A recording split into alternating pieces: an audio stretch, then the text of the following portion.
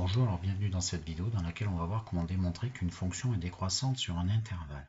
Une fonction qui est décroissante sur un intervalle i lorsqu'elle change l'ordre des nombres sur cet intervalle. On va faire comment? Pratiquement, on va prendre deux nombres quelconques dans l'intervalle, on va les nommer d'une lettre a et b afin de généraliser, ou x1, x2, comme tu veux, ça dépend des collègues. On va mettre un ordre arbitraire, disons a plus petit que b, et notre objectif pour montrer qu'elle est décroissante, ça va être de montrer que l'image de a par f et l'image de b par f, et bien en fait sont dans l'ordre contraire. Ici on dit décroissante. Si on enlève ici le égal, si on arrive à montrer que c'est plutôt strict inférieur, strict supérieur, et bien on dira qu'elle est strictement décroissante sur l'intervalle i. Je t'ai mis ici qu'il va falloir affiner i. C'est-à-dire que si on te dit que i c'est l'intervalle de 0 à 12, les bords pris, ben ici tu pourras mettre que a il est supérieur ou égal à 0 et du coup le plus grand des deux b est inférieur ou égal à 12. Si le 12 n'est pas pris, tu mets strict et tu t'adaptes. Ces nombres-là vont sûrement te servir à appliquer tes règles d'ordre correctement. Graphiquement, c'est quoi une fonction qui est décroissante sur i? Ben, ça veut dire, tu vois, que plus la variable augmente, plus les images diminuent.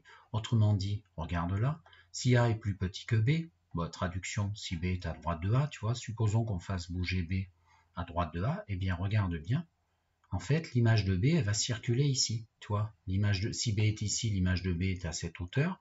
Si B est là, son image est là. Bref, les images ici, elles diminuent et surtout, elles sont toujours, regarde bien, les images de B en dessous de celles de A. C'est-à-dire que A est plus petit que B et pourtant, l'image de A est plus grande que l'image de B. Voilà ce qui interprète un petit peu cette relation que tu as là. Alors, tu peux faire pause et chercher les deux exemples que je te propose.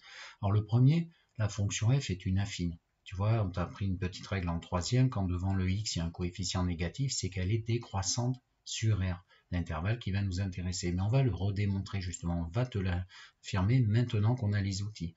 Donc la première chose à faire, tu prends tes deux nombres a et b, c'est toujours pareil, le début tu les prends dans i et tu imposes un ordre arbitraire entre eux. Moi je prends a plus petit que b, voilà. Et tu vois, je n'écris pas les infinis, hein. Ça ne s'écrit pas. Attention, ici on a un cas particulier au CR, c'est pas comme tout à l'heure avec mon 0,12.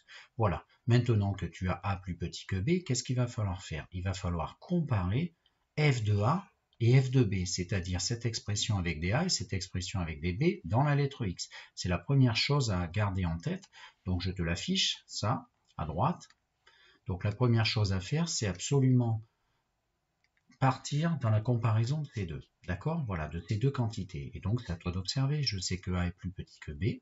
Et je dois faire des petites opérations, on va dire, classiques ici, dans ce premier exemple, de façon à dire qui c'est le plus grand entre moins 5A plus 2 et moins 5B plus 2. Tu vois bien qu'on va devoir multiplier par moins 5A comme B pour obtenir moins 5A et moins 5B. À toi de voir ce que ça fait sur la règle d'ordre. Et ensuite, on devra ajouter 2. Bon, mais c'est des petites règles basiques, donc je t'affiche la correction. Et du coup, fais bien attention parce que justement, quand on multiplie par moins 5, qui est négatif, ça va changer l'ordre. A fois moins 5, moins 5A, moins 5B, mais l'ordre, il change. C'est une règle à maîtriser. Ensuite, on ajoute 2 à moins 5A, ça fait moins 5A plus 2, c'est-à-dire f de A. Quand on ajoute 2, chaque membre d'une inégalité, ça maintient l'ordre, et du coup, tu as réussi à comparer f de A et f de B. Que s'est-il passé? Alors A il était strictement plus petit que B et on trouve que f de A est strictement plus grand que f de B. Et bien la conclusion c'est que f change l'ordre sur cet intervalle, donc elle y est et bien sûr strictement décroissante. Voilà pour cet exemple. Deuxième exemple, la fonction g est donnée par cette expression x-3 au carré moins 1 et on s'intéresse à l'intervalle ici d'étude qui est de moins l'infini à 3. En français courant, tous les nombres plus petits que 3, jusqu'à 3 pris. Première chose, on prend deux nombres a et b dans cet intervalle et on met un ordre a plus petit que b. Première chose à faire, voilà. Deuxième chose, a, les infinis on ne peut pas les mettre, mais regarde, 3 c'est le maximum, donc il se met ici. B qui est le plus grand des deux, il est inférieur ou égal à 3, et c'est ce que je t'affiche, ça va sûrement jouer un rôle. Alors maintenant, qu'est-ce qu'on doit faire? On doit classer G de A et G de B, autrement dit, ceci avec un A, ici, puisqu'il y a des x ici, et avec un b ici. Donc en fait, tu remarques quoi? On a ici ce qu'on appelle un nombre à qui on enlève 3, ensuite on le met au carré, et puis on enlève 1.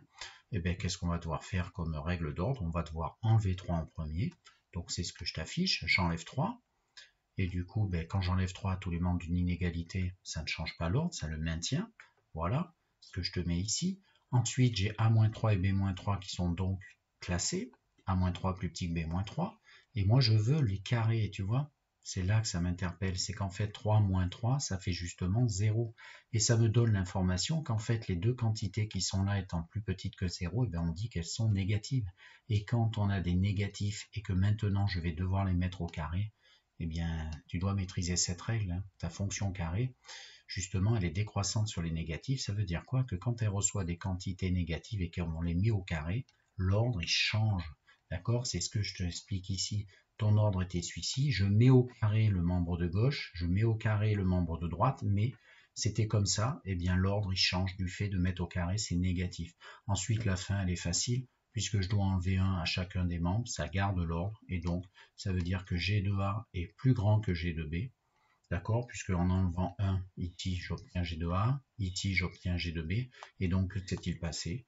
J'avais ici A strictement plus petit que B, je trouve G de A strictement plus grand que G de B, c'est le même résultat que précédemment, j'ai affaire à une fonction qui est strictement décroissante ici. Voilà.